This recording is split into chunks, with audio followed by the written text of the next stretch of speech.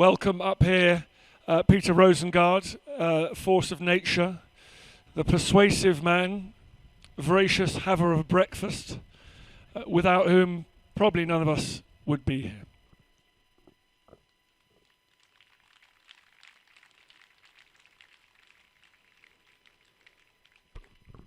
Thank you. I think they've taken the podium away, so I couldn't talk too long. My notes.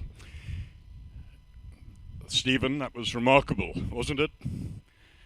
Quite remarkable. Our Amanda Gorman moment. You remember Biden, the inauguration, the remarkable young African-American poet. I want to thank everybody, Dan Snow, and all our wonderful speakers this morning.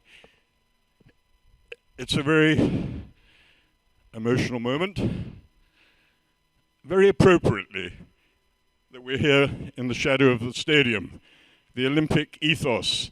There couldn't have been a better place to put this monumental piece of, as it's described by the president of the September 11th Memorial and Museum, this ugly beauty of this towering piece of steel, this remarkable public artwork, which when I first saw it was as rusty as the rest of it in the Hangar 17, where 2,000 pieces of steel had been kept for 8 years since the attacks.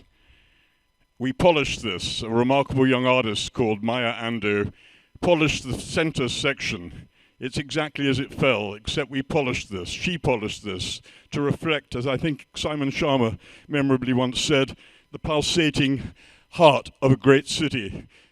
Reflected in it, you can see the birds, the life, children's faces, happiness, everything the terrorists, as Simon said, try to murder. Everybody gathered here today, so many people I know, thank you for coming. We all remember that day. We were all told to turn on our TVs, and we did.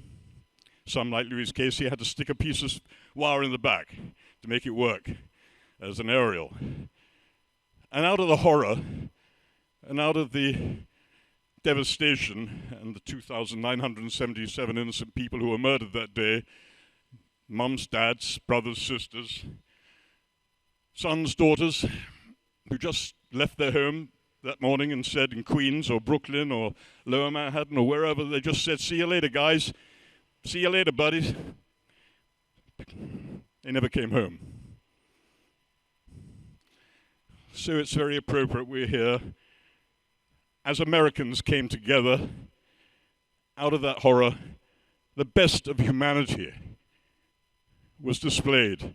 The heroes, the first responders who ran to danger rather than away from it.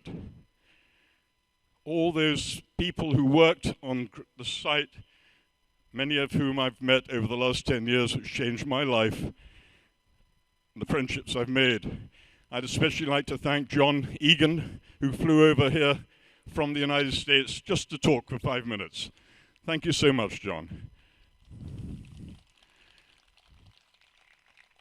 The Olympic ideal is one of unity, peace, harmony. The words you've heard echoed by so many speakers today: cohesion, peace, friendship.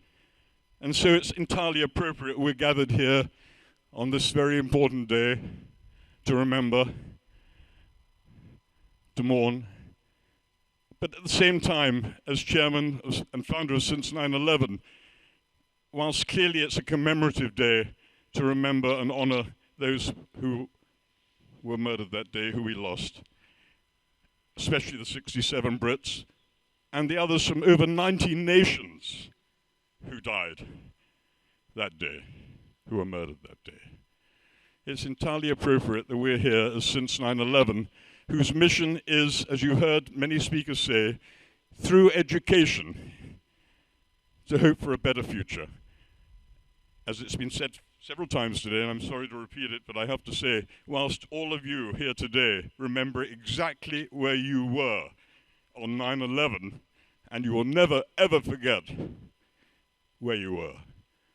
There is not a single child at school today in this country or anywhere in the world who was even born.